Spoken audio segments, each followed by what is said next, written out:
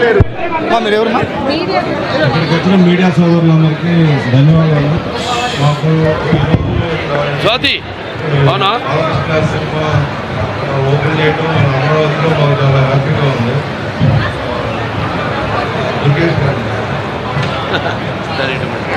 మురుగేష్ గారు అందరూ లేదు, హ్యాపీగా బ్రహ్మాండంగా ఎంపీసీ కూడా ఫామ్ చేసామంతా.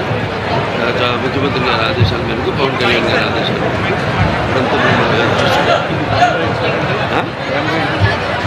బ్యానర్ పేరు మన Sri Lakshmi Venkateswara SLV cinemas.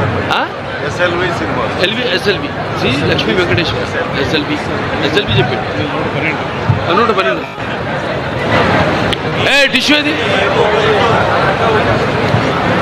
SLV cinema ఆధ్వర్యంలో ఈరోజు పద్మభూషణ్ శ్రీ నందమూరి బాలకృష్ణ గారి 112వ చిత్రం శుభముహూర్తం మన ప్రజా రాజధాని అయినటువంటి అమరావతిలో ప్రారంభించుకోవడం అనేది చాలా ఆనందకరమైన విషయం.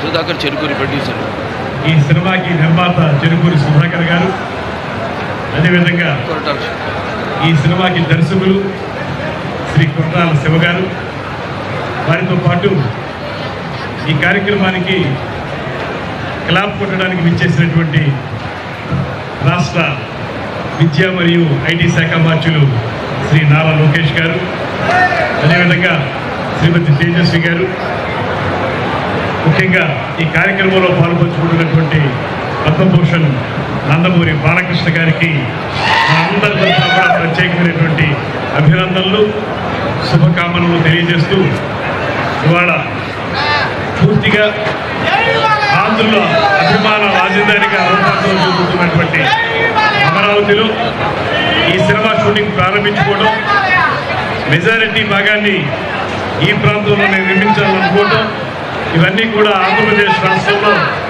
తెలుగు చలనచిత్ర పరిశ్రమ మరింతగా స్థిరపడడానికి ఒక మంచి మెట్టుగా నేను భావిస్తా ఉన్నాను.